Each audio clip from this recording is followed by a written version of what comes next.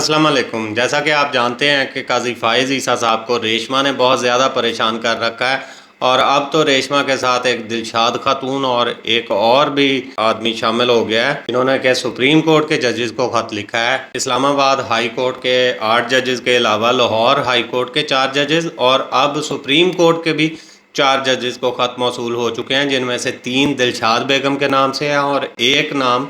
آپ کو ادھر سکرین پہ میں شو کر دوں گا۔ تو آپ نے ابھی تک سب کچھ سن لیا ہوگا، قاضی صاحب کی آپ نے ڈیسپریشن بھی دیکھ لی ہوگی، جو انہوں نے اس جوڈیشری کی آزادی اور اس سے ایک دن پہلے جو میڈیا کی آزادی کے کیسز تھے، ان میں دونوں کیسز کو انہوں نے صرف پرسنلی لیا، پرسنل حد تک آرگیو کیا اور اپنے میٹرز کی صفائیاں دیتے رہے۔ اس میں انہوں نے یہ تو کلیریفائی کر دیا کہ ہم نے کیوں میٹنگ کی،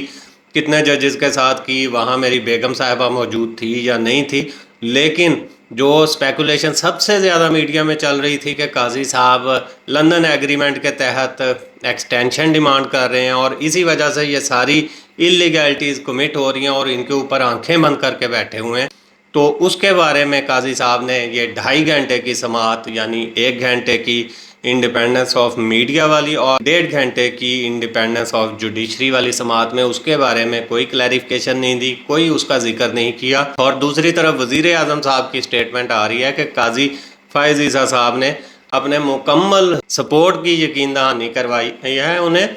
یہ فائنینشیل معاملات یعنی وہ اگر اونے پونے داموں میں کسی بھی چیز کی نجکاری کر دیتے ہیں، جیسے پی آئی اے یا آپ کی سٹیل مل ہے، کوئی بھی قومی ادارے کوئی وہ اونے پونے داموں میں اگر کر دیں گے نجکاری، تو اس میں قاضی صاحب کوئی مداخلت نہیں کریں گے۔ اگر کوئی شہری ان کے پاس کیس لے کر جائے گا، کوئی ریٹ کرے گا، تو اس میں قاضی صاحب اس کو جھاڑ پلا کر اس کو جرمانہ کر کے واپس بھیج دیں گے، یعنی یہ وزیر اعظم صاحب کا کلیم ہے۔ حالانکہ قاضی صاحب کا کام تو ہے فائنینشیل اور باقی بھی تمام معاملات پر حکومت کی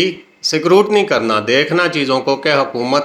صحیح کام کر رہی ہے یا نہیں کر رہی۔ اور دوسری چیز کہ قاضی صاحب ہمیشہ کہتے ہیں کہ ہم کبھی دباؤ میں نہیں آئیں گے، تو یہ قاضی صاحب دباؤ نہیں ہے، ایک وزیر اعظم کو آپ یقین دہانیاں کروا رہے ہیں، آپ کا یہ مینڈیٹ ہی نہیں ہے۔ بہرحال آج ہم نے ان خطوط کی بات نہیں کرنی، آج ہم ایک اس سے زیادہ اہم خط کی بات کرنے جا رہے ہیں، جو خط لکھا ہے پشاور ہائی کورٹ کے چیف جسٹس ابراہیم صاحب نے۔ یہ پورا رپورٹ ہوا ہے BBC اردو میں۔ سپریم کورٹ میں ججز پسندیدگی کی بنیاد پر تعینات کیے جا رہے ہیں، پشاور ہائی کورٹ کے چیف جسٹس کا خط۔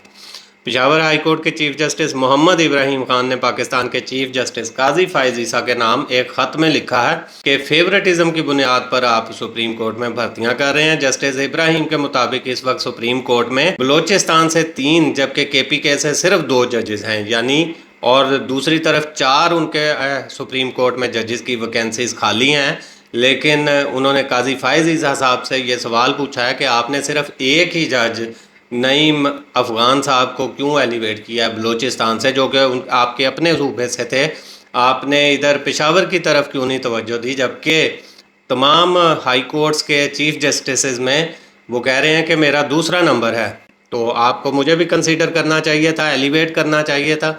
اور یہ آپ کی ڈیوٹی ہے، کیونکہ اسی وجہ سے سپریم کورٹ میں آج بھی سماعت کے دوران قاضی صاحب نے ذکر کیا کہ ہمارے پاس کیسز کا انبار لگتا جا رہا ہے، تو آپ جب 4 سیٹیں خالی رکھ کے بیٹھے ہوئے ہیں تو انبار اسی طرح سے لگے گا۔ اور یہی بات جسٹس ابراہیم صاحب فرما رہے ہیں کہ آپ ان کیسز کو ڈسپوز آف کرنا چاہیے، آپ کو جلد از جلد، اور اس کے لیے آپ کو فوری طور پر ان سیٹوں کو بھرنا چاہیے تھا، جو کہ آپ نے نہیں بھرا۔ ساتھ میں انہوں نے جج صاحب نے یہ بھی کہا ہے کہ میرے اس خط کو اب میرے ہی خلاف استعمال نہ کیجیے گا، اور کیونکہ آپ بھی اس قسم کے خط لکھتے رہے ہیں، اور اس میں انہوں نے پھر 2022 کے ایک خط کا ذکر بھی کیا جو کہ انہوں نے جناب نے چیف جسٹس بندیال صاحب کو لکھا تھا۔ اس میں انہوں نے بالکل یہی موقف تھا اختیار کیا تھا کہ سیٹیں سپریم کورٹ کے بینچز میں خالی نہیں رکھنی چاہیے اور فوری طور پر آپ کو ایلیویٹ کر دینا چاہیے، جو بھی سینئر ہیں، اور سینیارٹی، پرنسپل آف سینیارٹی کی بنیاد پر آپ کو فوری طور پر ججز کو ایلیویٹ کر دینا چاہیے، بجائے اپنی ذاتی پسند اور ناپسند۔ اور یہ بھی یاد رہے کہ 13 اپریل کو ابراہیم صاحب ریٹائر ہونے والے ہیں، تو یقیناً وہ یہ چاہتے ہوں گے کہ ریٹائرمنٹ سے پہلے ان کو ایلیویٹ کر دیا جاتا، جیسے کہ کچھ لوگوں کو ریٹائرمنٹ کے بعد بھی ایلیویٹ کیا گیا ہے، بہت بڑی پاکستان کی سب سے بڑی سیٹ پر انہیں بٹھایا گیا ہے، تو اگر وہ ڈیزرو کرتے ہیں اور سیٹ بھی خالی ہیں تو ان کو کیوں نہیں کیا جا سکتا؟ یہ سوال ہم چھوڑ کے جا رہے ہیں آپ سب لوگوں سے. آپ اپنی رائے کا اظہار کیجئے گا کمنٹ میں. ملتے ہیں نیکسٹ ویلاگ میں، تب تک کے لیے اجازت دیجیے، اپنا خیال رکھیے گا اور اپنے اس چینل کا اللہ حافظ.